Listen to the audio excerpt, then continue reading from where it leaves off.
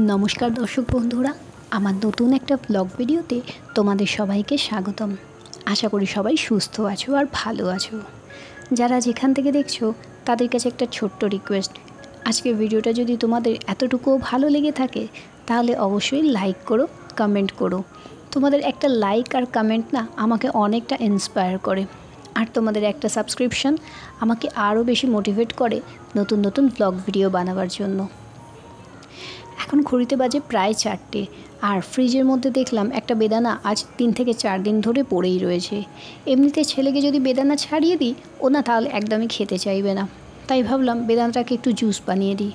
বাচ্চারা দেখবে ফল খাওয়ার থেকে ফলের জুসটা খেতে বেশি পছন্দ করে, তাই ভাবলাম এতগুলো বেদানা ওকে যদি ছাড়িয়ে দিই না ও তো খাবেই না, উল্টে ফেলে রেখে দিয়ে চলে যাবে। তার থেকে সব থেকে ভালো হয় যদি জুসটা বানিয়ে দেওয়া যায়।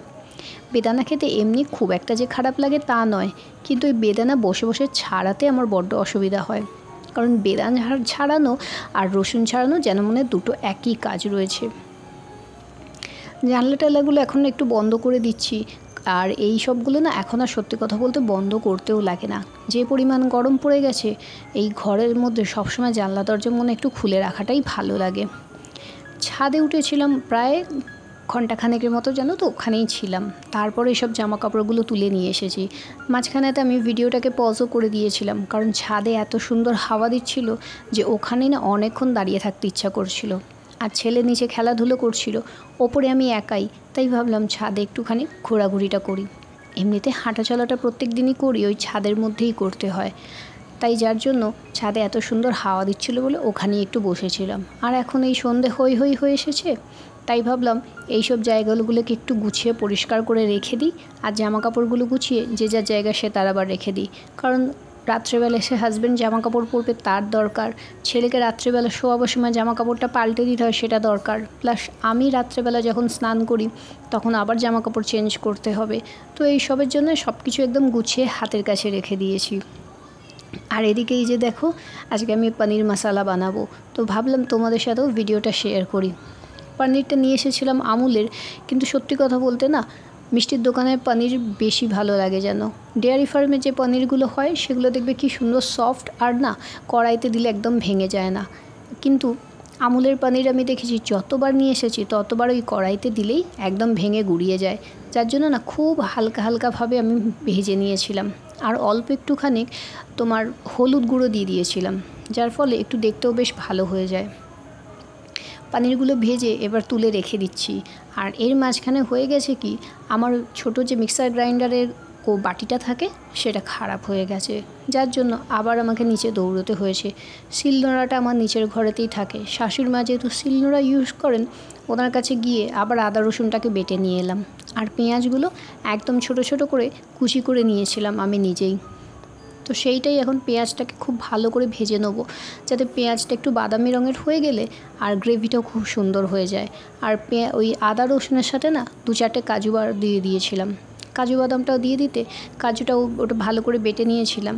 আমি শিলে এই একটাই কারণে বাটতে চাই না, শিলের মধ্যে অর্ধেক মশলাটাই চলে যায়। কিন্তু মিক্সিতে হলে সেটা কি বলো তো, একটু ভালো করে ধুয়ে নেওয়া যায়।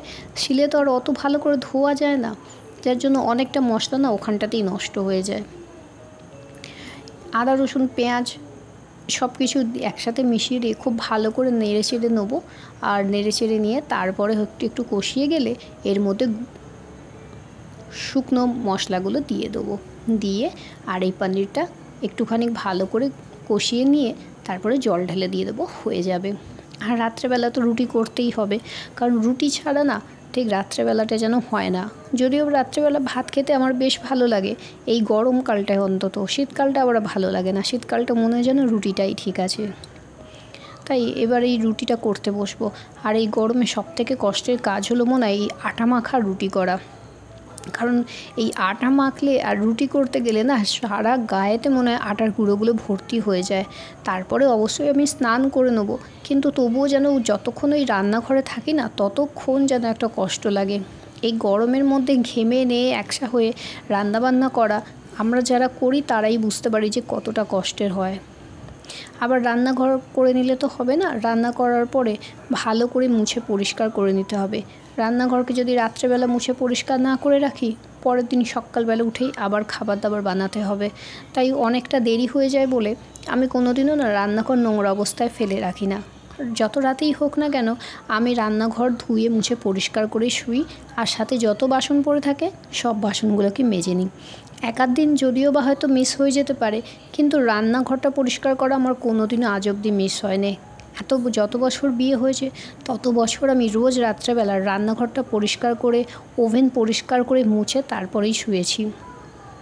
এমনকি মাঝে মধ্যে আমার যখন শরীর খারাপও লাগে তখনও আমি অন্তত কিছু করি আর না করি, আমি ওভেনগুলোকে ভালো করে মুছে তারপরে শুই। এটা একটা বলতে পারো একটা হ্যাবিটে দাঁড়িয়ে গেছে যে না, ওভেনটাকে অন্তত পরিষ্কার করে রাখতেই হবে, কিচেন রুমটাকে পরিষ্কার করে রাখতে হবে।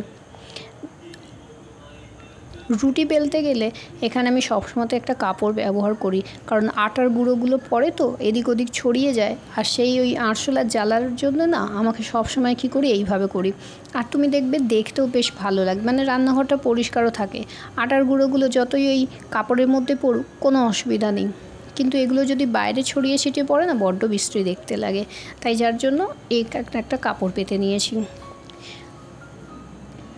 রাত্রেবেলা বেশ কয়েকটা রুটি হবে, আর শাশুড়ি মাকে বলেছিলাম একটু পনিরের তরকারিটা দিয়ে চলে আসবো। ওনারা নিচে রয়েছেন, আর আমাদের ওপরে আমার আর হাজব্যান্ডের আর ছেলের জন্য তো অবশ্যই পনিরের তরকারি করেছি আজকে। ওরটা শুধু হচ্ছে বিনা ঝাল দিয়ে করেছি, মানে ওরটা আগে তুলে নিয়েছি, তারপরে আমাদেরটা একটু ঝাল দিয়ে করতে পেরেছি। ও এমনি ছেলে পনির খেতে খুব ভালোবাসে, এবার তরকারিটা যদি বিনা ঝালের হয় না তাহলে ওরও বেশ একটু খেতে সুবিধা হয়। ছোট বাচ্চা তো, রোজ রোজ ওকে কী দিয়ে খাবার দেবো আমার না সমস্যার শেষ থাকে না একটা। প্রত্যেক দিন তো আর সেই মিষ্টি দিয়ে হোক বা ডিম ভাজা বা আলু ভাজা এইগুলো দিয়ে তো রুটি দেওয়া যায় না। এই যেমন পনিরের তরকারি করেছি বা অন্য কোনো তরকারি করলাম ঝাল ছাড়া, ওরটা তখন কি করি আগে তুলে নিই, তারপরে আমাদেরটা ঝাল দিয়ে রান্নাটা করি। রুটি হয়ে গেছে, এবার এগুলোকে পরিষ্কার করে দেবো। আর ওই আটা, বেলুন চাকি এইগুলো সব না একটা প্যাকেটের মধ্যে করে রেখে দিই। প্যাকেটের মধ্যে করে রেখে দিলে তোমার পোকামাকড় তো কিছু আসবেই না, আরশোলাও আসতে পারে না, তাই যার জন্য। আর এই তাওয়াটা কি করি একদম ধুয়ে নিই সঙ্গে সঙ্গে। তাওয়াটা একটু ঠান্ডা হয়ে গেলেও ধুয়ে নিয়ে মুছে পরিষ্কার করে আর এরকমভাবে প্যাকেট করে রেখে দিই, আবার পরের দিন এরকমভাবে ব্যবহার করতে পারি। যাতে জিনিসকে না সুন্দর করে পরিষ্কার করে গুছিয়ে রাখলে দেখবে অনেকটা জিনিসগুলো সুন্দর থাকে, আর তোমার ব্যবহার করতেও বেশ সুবিধা হয়। কারণ তোমাকে প্রত্যেক দিন ধুতে তো লাগে না, না হলে তোমাকে প্রত্যেক দিন ওই তাওয়া ধোয়া আর না হলে হচ্ছে এই রুটি বেলুন চাকি ধোয়া এগুলো করতেই হয়। জানি না হাজব্যান্ড কখন আসবে, আমি একটু আগে ফোন করেছিলাম তো বলেছিল যে এখন আসতে একটু দেরি রয়েছে, প্রায় না 9:30 পৌনে 10টা বাজতে যায়। আর আমাদের তো খাওয়া দাওয়া হয়ে গেছে, ছেলেকেও খাইয়ে দিয়েছি, দিয়ে এই কটা বাসন ছিল সেগুলোকে একদম মেজে নিচ্ছি। তাও দেখো আমার স্নান করা হয়ে গেছে, স্নান টান করে উঠে এখন আমি কি করছি বাসন মাজতে বসেছি। রাত্রেবেলা এইসব কাজগুলো করে রেখে দিলাম, সকালবেলা উঠে না অনেকটা হালকা হয়ে যাবে। আর তার মাঝখানে ছেলেকেও খাইয়ে দিতে হয়েছে, কারণ ও সময় বেরিয়ে যাচ্ছে তা আর খেতে প্রচণ্ড পরিমাণে দেরি করে, তাই যার জন্য ওকে একদম খাইয়ে দিয়েছি। খাইয়ে দিয়ে তারপর এবার আমরা শুতে যাব।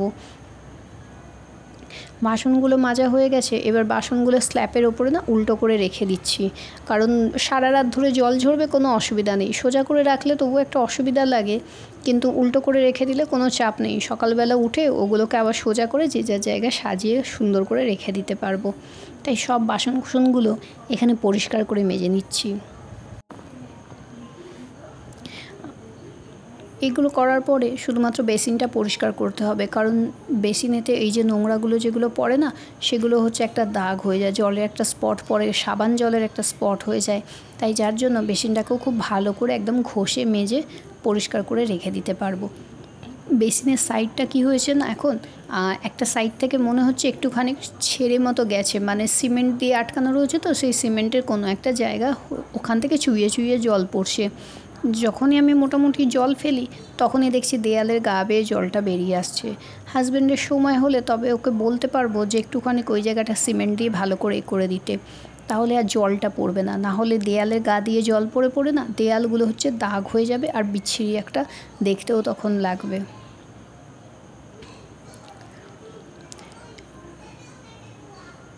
এই সব কাজকর্ম করে উঠে শুতে করতে প্রায় রাত্রেবেলা 11টা সাড়ে 11টা বেজে যায়। আমার অসুবিধা হয় ঠিকই, কিন্তু তবুও বিশ্বাস করো এই সব কাজগুলো রাত্রেবেলা যদি করে রেখে দিয়ে শুতে পারি না, তাহলে বেশ একটুখানি শান্তিতে ঘুম হয়। না হলে সকালবেলা উঠেই রাত্রেবেলা থেকেই চিন্তা করে রাখতে হয় যে আজকে রান্নাঘর পরিষ্কার হয়নি, আজকে বাসন মাজা হয়নি, সকালবেলা খুব তাড়াতাড়ি উঠতে হবে, না হলে দেরি হয়ে যাবে। এই সব চিন্তাভাবনাগুলো যাতে না আসে সেই জন্য আমি রাত্রেবেলা একদম সব কাজ কমপ্লিট করে রেখে শুই, যাতে তোমার সকালবেলা উঠতে যদি 10 মিনিট দেরিও হয়ে যায় না, কোনো অসুবিধা হয় না। কারণ আমি তো জানি যে আমার এই সব কাজগুলো হয়ে রয়েছে। সকালবেলা ঘুম থেকে উঠে কোনো রকমের স্নানটা করে নিয়ে তারপরে তুমি এসে রান্নাবান্না বসাতেই পারবে। আর এই সব হাত মোছার কাপড়গুলোকে এগুলো এখন ভালো করে ধুয়ে নিয়ে এবার শুকোতে দিয়ে দেবো। সারা রাত ধরে এগুলোও শুকোতে থাকবে, কোনো অসুবিধা হবে না।